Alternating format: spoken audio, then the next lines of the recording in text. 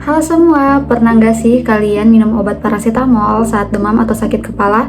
Tapi bagaimana cara memastikan bahwa kadar obat tersebut sudah sesuai dengan standar?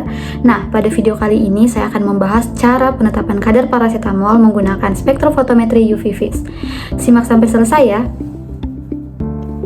Baik, jadi yang pertama, apa sampel yang kita gunakan pada percobaan kali ini? Jadi pada percobaan kali ini kami menggunakan paracetamol yang dimana dalam bentuk tablet. Jadi paracetamol itu merupakan obat analgesik dan antipiretik yang digunakan untuk meredakan nyeri ringan hingga nyeri sedang dan juga bisa untuk menurunkan demam.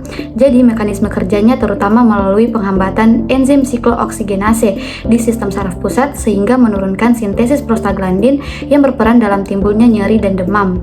Secara struktur kimia, paracetamol memiliki gugus fenol dan amida yang berperan sebagai kromofor dan oksokrom, sehingga dia mampu menyerap radiasi ultraviolet.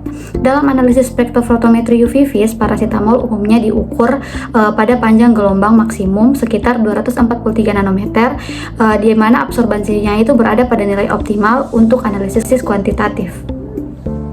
Baik, kita lanjut pada yang kedua, yaitu jelaskan prinsip dasar penetapan kadar menggunakan metode spektrofotometri UV Vis dalam analisis farmasi. Jadi, prinsip dasar spektrofotometri UV Vis adalah pengukuran jumlah cahaya ultraviolet atau tampak yang dimana dia itu diserap oleh suatu zat dalam larutan. Besarnya absorbansi yang diukur berbanding lurus dengan konsentrasi dari zat, sesuai dengan hukum Lambert-Beer yang dimana semakin tinggi konsentrasi semakin besar juga absorbansinya. Jadi, dalam analisis farmasi, larutan standar dengan konsentrasi tertentu itu digunakan untuk membuat kurva kalibrasi.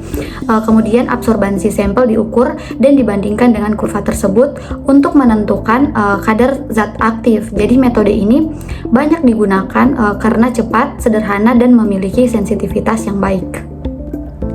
Baik, kita lanjut pada yang ketiga, yaitu mengapa molekul paracetamol itu dapat menyerap radiasi ultraviolet.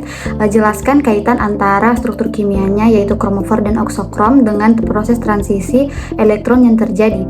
Jadi paracetamol itu dapat menyerap radiasi ultraviolet karena memiliki struktur cincin aromatik atau benzena yang mengandung sistem ikatan rangkap terkonjugasi. Bagian ini disebut kromofor, yaitu bagian molekul yang bertanggung jawab terhadap penyerapan cahaya. Selain itu, paracetamol juga memiliki gugus fungsi seperti hidroksil dan amida yang berperan sebagai oksokrom, yaitu gugus yang dapat memperkuat dan menggeser kemampuan penyerapan cahaya dari kromofor. Ketika radiasi ultraviolet mengenai molekul paracetamol, elektron dalam sistem ikatan tersebut menyerap energi dan berpindah dari keadaan energi rendah ke keadaan energi yang lebih tinggi. Proses perpindahan elektron inilah yang disebut dengan transisi elektron. Karena adanya kombinasi kromofor dan oksokrom dalam struktur paracetamol, maka penyerapan radiasi ultraviolet menjadi lebih kuat dan dapat terdeteksi oleh spektrofotometri UV Vis. Oke, kita lanjut pada yang keempat, yaitu apa fungsi dari belangko dalam prosedur ini dan mengapa pengukuran belangko harus dilakukan sebelum mengukur larutan standar maupun sampel. Jadi, belangko itu berfungsi sebagai larutan pembanding yang digunakan untuk mengkalibrasi alat dan menghilangkan pengaruh pelarut atau reagen terhadap hasil pengukuran. Jadi, belangko biasanya berisi semua komponen kecuali zat aktif yang akan dianalisis.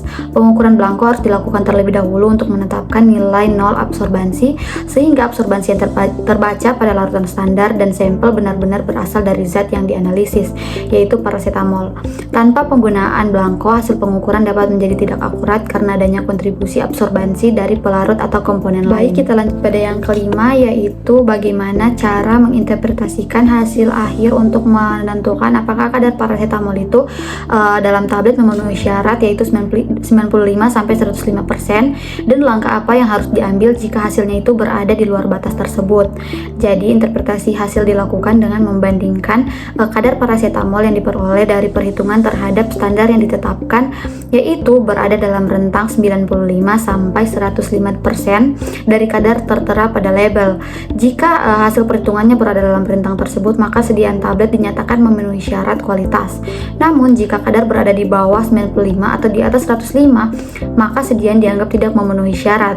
Dalam kondisi tersebut perlu dilakukan evaluasi ulang terhadap prosedur analisis seperti pengecekan alat, pembuatan larutan standar atau teknik preparasi sampel.